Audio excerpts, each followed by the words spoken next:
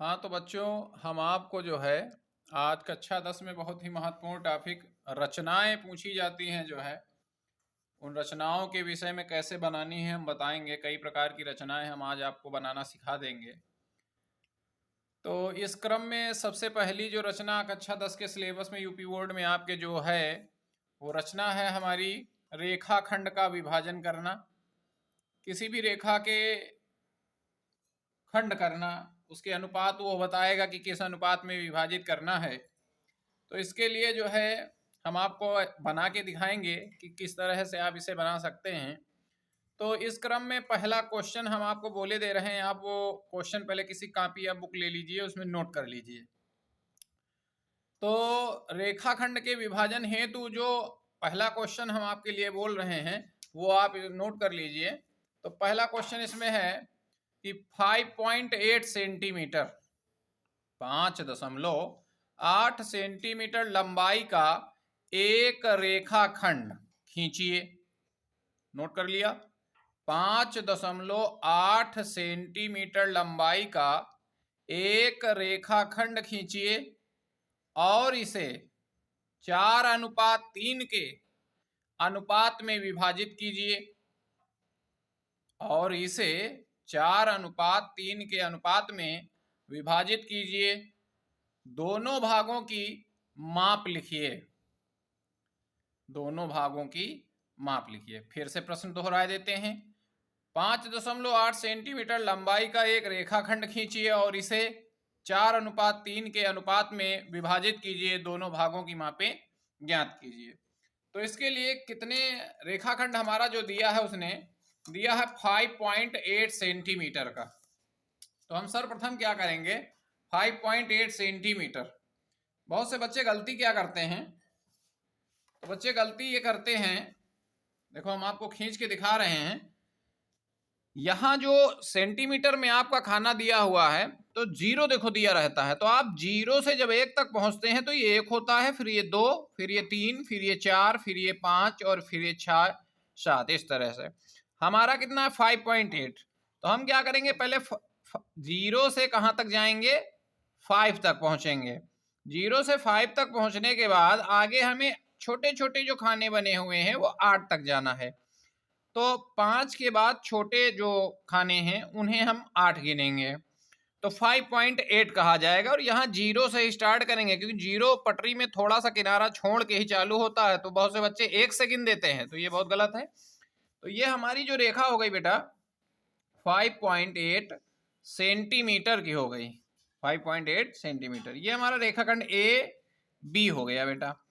इसके बाद क्या करेंगे हम लोग, इसके बाद अब इसी के रेखाखंड करने हैं। तो इसके लिए हमें करना क्या होगा, इस रेखा के रेखाखंड करने के लिए हमें जो है, अगर आपको दिखाई नहीं दे रहा है, वैसे बहुत साफ दिखाई दे रहा है आपको, तो अब क्या करोगे, किसी रेखाखंड के अनुपात, किसी रेखाखंड को अनुपात में विभाजित करने के लिए अब यहां हम न्यून कोण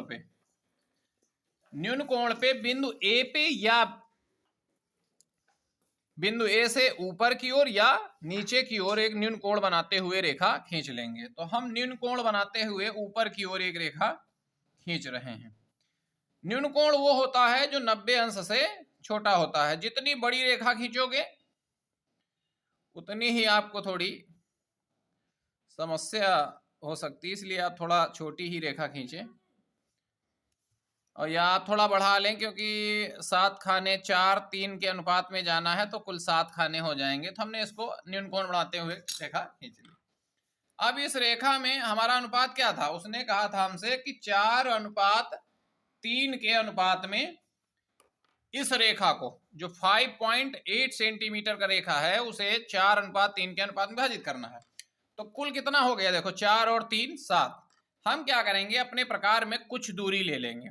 कुछ दूरी से मतलब है बिल्कुल कम टच न कराइएगा, इसको थोड़ा सा बढ़ा लीजिएगा। और इस तरह से बिंदु ए से प्रारंभ करते हुए हमने एक चाप लगाया, फिर जो चाप लगाया उसे केंद्र मान के दूसरा चाप लगाया, फिर अगले वाले चाप को केंद्र माना, फिर चाप लगाए। रेखाएं एक काटती चली जा रही।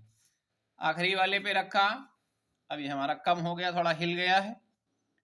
तो हम इसको क्या करेंगे, बराबर कर लेंगे। आप पेंसिल को बिल्कुल नहीं टच करेंगे, क्योंकि अगर आपने पेंसिल को टच कर दिया तो फिर ये कम ज़्यादा हो जाएगा। ठीक है, तो हमें दूरी फिर से लेनी पड़ रही है, क्योंकि ये दूरियां कम ज़्यादा नहीं कर सकते हम लोग। जितना पहले में रख के लिया था उतना ही आखिरी तक चलेंगे हम लोग, वरना फिर नापने में बाद में जब नापोगे तो फिर वो फॉल्ट आ जाएगी। अब क्या करेंगे बेटा, एक खाना हो गया, 2 हो गया, 3 हो गया, 4 हो गया, 5 हो गया। अभी हमें कितने लेने हैं, 7 लेने हैं। ये छठा था, और छठा लेने के बाद ये 7वां था हमारा। आप देख रहे हैं कि कम पड़ गया, तो कम पड़ गया है तो पटरी लगाइए इसी लाइन में और बढ़ा दीजिए उसको। तो जैसे ही पटरी लगाया हमने, मिलाया, जरा भी इधर उधर हेर फेर नहीं होना चाहिए, बिल्कुल सटीक उसी लाइन में पटरी मिलाइए। ये हो गया आपका। ठीक है, यहाँ पे हमने इस बिंदु को C दे दिया। ठीक है, अब कितने खंड लगाए हमने, 7, तो हम इसे A1 दे देंगे, इसे A2 दे देंगे बेटा, और इसे A3 दे देंगे। ये A4 हो गया। A5 बेटा, A6 हो जाएगा बेटा, A6, और ये बेटा A7 हो जाएगा। 4 3 7 था इसलिए 7 तक ले गए। फिर उसके बाद क्या करोगे, अब उस 7 वाले को, जो 7 वाला चाप जहां काट रहा था रेखा AC को, उस कटान बिंदु से B को मिला लेंगे। यूं B से मिला लिया। ठीक है, अब देखो हमें 4 खाने इधर रखने थे, तो 1 खाना, 2 खाना, 3 खाना, 4 खाना, तो हमें 4 खाने इधर रखने थे और 3 खाने उधर रखने थे। 4:3 का था। अगर 3:4 होता तो 3 खाने इधर रखते, 4 उधर रखते। तो 4 खाने इधर रखने का मतलब A1 A2 A3 A4, यानी इस बिंदु पे 4 वाले पे अब क्या करना है, 4 वाले पे देखिए। अब हम क्या करेंगे, 4 वाले के लिए हमें करना ये पड़ेगा बेटा, 4 वाले पे हमें ये करना पड़ेगा, ये जो हमारा A7 था, यहाँ पे प्रकाल में जो हमारी चाप ये लगाए थे हम लोगों ने, उस दूरी को हम थोड़ा सा कम किए दे रहे हैं। ज्यादा कम नहीं करेंगे, थोड़ा ही कम करेंगे। और प्रकाल की नोक बेटा हम लोग कहाँ रखेंगे, 7 पे रखेंगे। किस पे, A7 पे रखेंगे। और 7 पे रखने के बाद फिर जो है आप चाप लगाइएगा, ऐसा चाप जो AC रेखा हमने खींची थी, ये वाली AC रेखा जो हमने खींची थी, इधर वाली जो AC रेखा ये खींची थी, इसको भी काटे, और इधर जो हमारी B और C मिलाई थी उसको भी काटे। ऐसा चाप लगाइएगा। ये देखो, ये यहां भी काट रहा है, इस रेखा को भी काट रहा है ये चाप, और इस रेखा को B और C वाली को भी काट रहा है। अब दूरी को कम ज्यादा ना करिएगा, और A4 पे रखिएगा और ये चाप लगा लीजिएगा।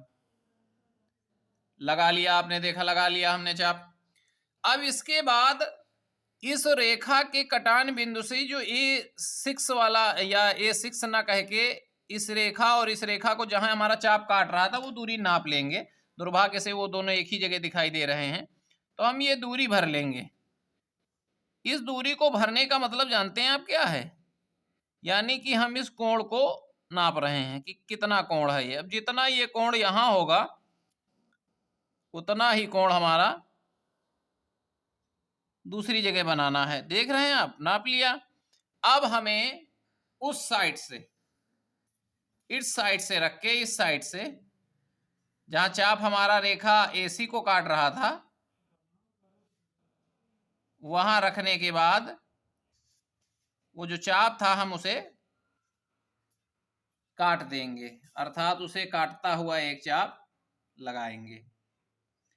दूसरे शब्दों में कहें, अर्थात हमें BC के समांतर यहाँ A4 पे रेखा खींचनी है। किसके समांतर, समांतर रेखा खींचनी है A4 पे। तो ये समांतर रेखा खींचने का, समांतर रेखा क्या होता है, जब समांतर रेखाएं खींचते हो तो उनके जो कोण होते हैं, कौन से, संगत कोण, वो समान होने चाहिए। तो हम लोग संगत कोण यहाँ बेटा बना रहे हैं जो कि समान हमारे हैं। ठीक है, ये लीजिए। अब कहां से मिला है, A4 से। वो जो जहां पे चाप काट रहा था, आपको अगर दिखाई न दे रहा हो तो आप इसको और बढ़ा लीजिए। यहाँ हमारा चाप ये काट रहा था, ये देखिए यहाँ पे। ये चाप, ये देखिए यहाँ, हाँ? अच्छा, काट रहा था, अब इसको मिला लिया। अब नापने के बाद ये जो हमारा बिंदु आया है इसे हमने कुछ दे दिया, ए हो गया, बी हो गया, सी हो गया, चलो ये मेरा बिंदु डी हो गया। अब आप एडी दूरी नापिए। अब एडी दूरी बेटा जब नापोगे तो हमारी बता रही है ये, देखो नापने में हमारी आ रही 3.4। अच्छा, अब कैसे पता चलेगा कि ये सही ही है? तो उसके लिए कैलकुलेशन कर लीजिएगा आप। कैसे कैलकुलेशन करेंगे? हमारा 5.8 था पूरा और हमें 4 गुना इधर रखना था, तो 4 ऊपर लिख लिया।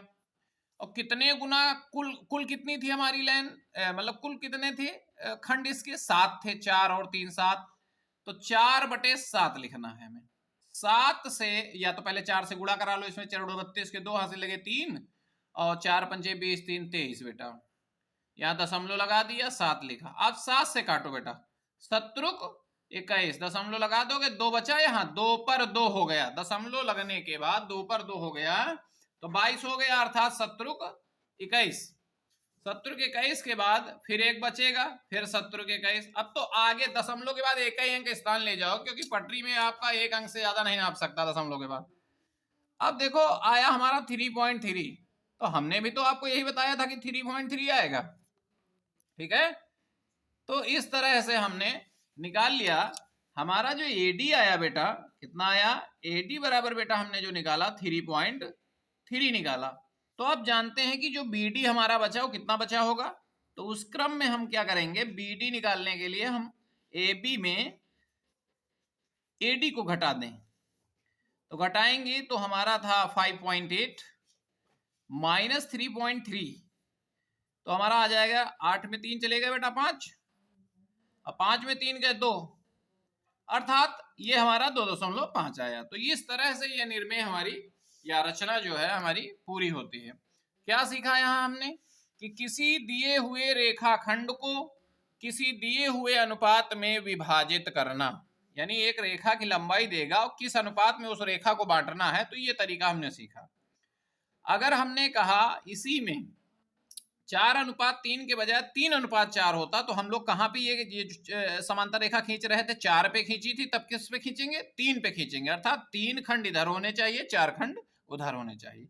अब इस तरह से अगर आपका अनुपात बदल दे, मान लो 2:3 कर दे, तो यानी हमें कुल कितने खाने खींचने होंगे अगर 2:3 कर देगा? अगर 2:3 कर देगा तो 2 3 5 खाने हमें खींचने पड़ेंगे, अर्थात 5 चाप हमें लगाने पड़ेंगे, ठीक है? तो ये तो बनाने का इसका तरीका हो गया। और फिर आप अगर रचना लिखना चाहें तो रचना के बिंदुओं को आप पॉइंट डाल के ही लिखिएगा।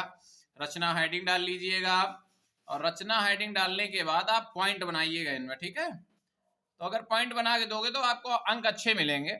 तो पहला बिंदु हमने सबसे पहले क्या किया था, तो सर्वप्रथम हम लिखेंगे, यहाँ हम आपको बताए दे रहे हैं, आप लिख लीजिएगा कि रोमन में 1 नंबर डाल के आप लिखिएगा कि सर्वप्रथम रेखाखंड ए बी 5.8 सेंटीमीटर खींचा। फिर उसके बाद बिंदु ए पर न्यून कोण बनाती हुई एक रेखा खींची जो एसी है, जो एसी है, तो रेखाखंड एसी है। एसी को 7 भागों में विभाजित किया। कितने? 4 3 7, 7 भागों में विभाजित किया। या फिर दूसरी बात कह सकते हैं दूसरे पॉइंट में, अच्छा पहले पॉइंट में जो हमने बताया, क्या बताया? रेखाखंड ए बी 5.8 सेंटीमीटर खींचा। दूसरे पॉइंट में आप लिखिएगा कि बिंदु ए पर न्यूनकोण बनाते हुए एक रेखा एसी, वो दूसरे पॉइंट में आ गए। फिर तीसरे पॉइंट में हमारा क्या आ गया? तो तीसरे पॉइंट में हमारा आया कि बिंदु ए से रेखाखंड एसी को विभाजित करते हुए 7 चाप लगाए समान दूरी के। क्या लिखोगे? समान दूरी के 7 चाप लगाए। इसके बाद क्या करोगे? फिर हम लिखेंगे कि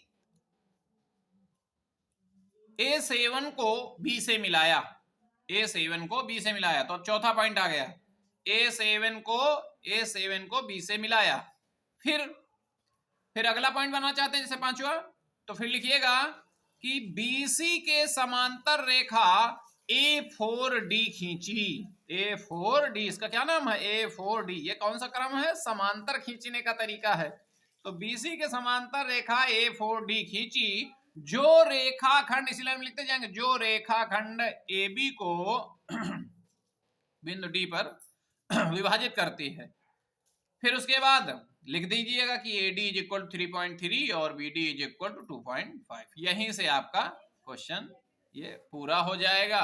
ये 4 नंबर का आपका है ये साधारणिक की रचना है। तो अगली जो रचना आएगी हम अगले वीडियो में आपको अगले पार्ट में बताएंगे।